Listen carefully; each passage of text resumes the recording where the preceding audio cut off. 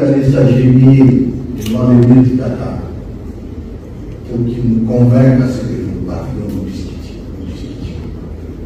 Nous n'avons pas dit non parce que dans notre logique, nous sommes des hommes épris de paix.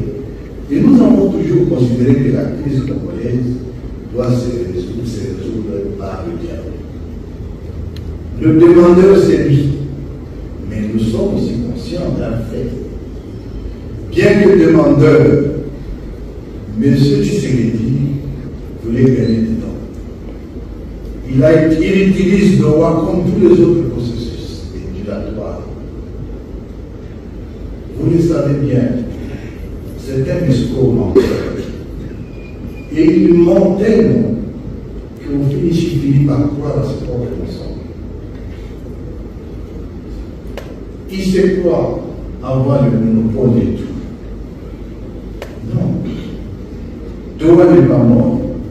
Nous sommes attachés à la paix, au dialogue. Et mais qu'il rejette, qu'il ait déchiré ce qu'il a signé lui-même, ça n'engage que lui.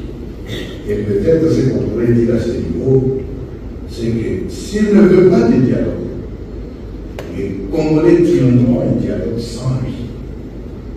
Et il a raison de dire que voilà pourquoi toujours, comme l'a dit le secrétaire permanent, je ne me laisserai pas distraire par des initiatives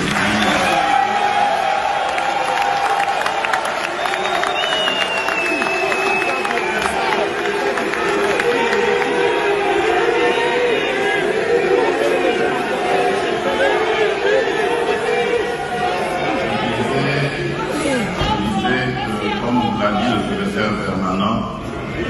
Voilà pourquoi je ne me laisserai pas distraire par des initiatives de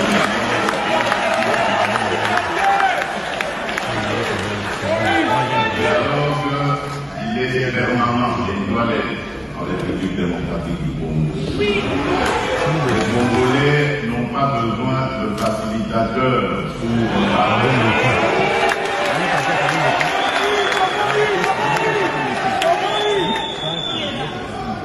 Les Congolais n'ont pas besoin de prendre ses armes pour s'opposer les uns aux autres pour terminer par le dialogue.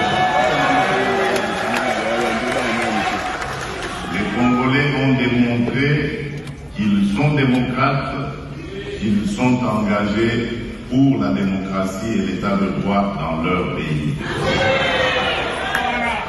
Et si tous les Congolais se mettaient dans cette dynamique, nous n'aurions plus de guerre, nous n'aurions plus de compatriotes qui vont se soumettre à la volonté de certains voisins pour faire du mal à leurs propres frères et sœurs. Et ce Congo-là, ou ces Congolais-là, que nous devons combattre jusqu'à notre dernière limite. Parce que ce sont ces Congolais-là qui retardent le développement de notre pays. Ce sont ces Congolais-là qui favorisent les pillages de nos ressources naturelles, des ressources qui auraient pu contribuer davantage aux efforts que nous faisons pour redorer le blason de notre économie. Voilà pourquoi je dis dialogue, oui, mais dialogue avec les Congolais qui veulent reconstruire leur pays, sortir de la crise, et non les Congolais qui sont inféodés au diktat du pays. Voilà.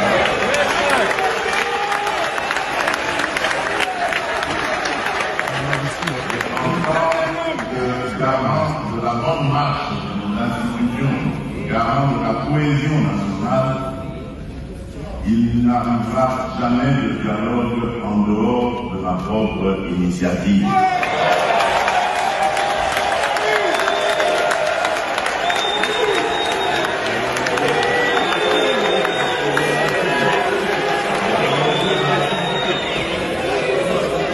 Et donc, toutes ces bonnes volontés qui s'évertuent à vouloir nous aider à parler entre Congolais.